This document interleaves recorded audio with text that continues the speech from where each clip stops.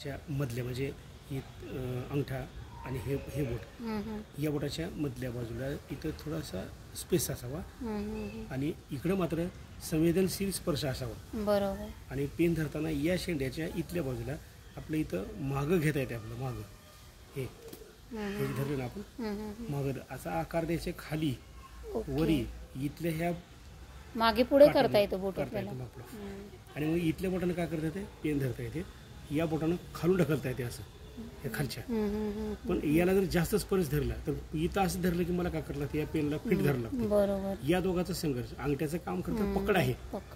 परंतु आपण पेनला पकडायच्या ऐवजी काय करतो अंगठ्याला पकडतो बोटाला पकडतो आणि मग पेन कशी हालते आपली चुकीच्या दिशेने. आता लिहिताना काय होते एक अक्षर असं लिहिले मी हे लिहिले इथं डॉक्टर साहेब लिहिले इथं हे लिहिले डॉक्टर.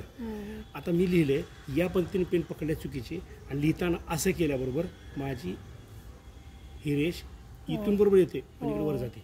बरोबर. कारण ग्रीप सुटते ना. ग्रीप सुटते. मग हे बऱ्याच वेळेला होते आपण लक्ष देत नाही. माझं असं का व्हायला माझं असं का व्हायला.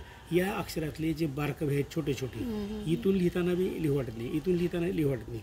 आकार येताना हा मोठा येतो हा मोठा येतो हा बारीक येतो.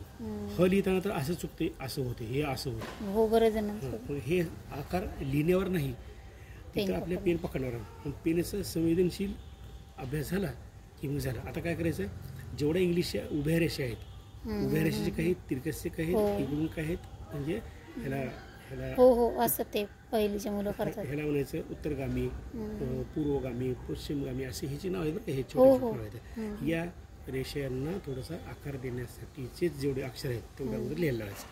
पण त्याच्यात एक काय ऑब्झर्वेशन कसं असतं त्यांनाच करायलाच ऑब्झर्वेशन. मी पेन कशी पकडली अशी पकडली होती आणि लिहिताना बरं वाटलं होतं आणि लिहिताना माझं चुकत नव्हतं असं लिहिलं होतं त्यावेळेस चुकलं. उभी रेष पडताना थोडीशी माझी अशी झाली. मात्रा देताना असा झाला इकडला मात्रा देताना काय होते मला के असं लिहायचे आणि मात्रा इथे येते माझा इथं मध्ये येतं. पण नेमकं जी उभी दांडी असते कची इथं याच्यावर आली पाहिजे ही तिरकस आली पाहिजे. या शब्दाच्या पुढे नाही गेली पाहिजे. वेलांटी प्लस रफार मात्रा प्लस रफार इतका तर मी पण अभ्यास केला कधी.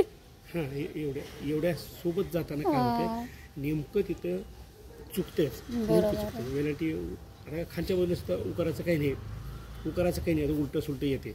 पण काही लेकराला उकार हा असा जावं लागते काही लेकराला असा जावं लागते. हा तेवढा चुकण्यासारखा भाग नाही. पण मात्रा वेलांटी रफार किंवा प्रथमदर्शन दिसून येतं ना. हां हे चुकण्याचं कारण ते. जर आपलं मोत्यासारखं अक्षर वाटलं करायचं तर या थोड्याशा बारकाया वागलं पाहिजे बस. मीच नाही मुलापेक्षा मलाच ते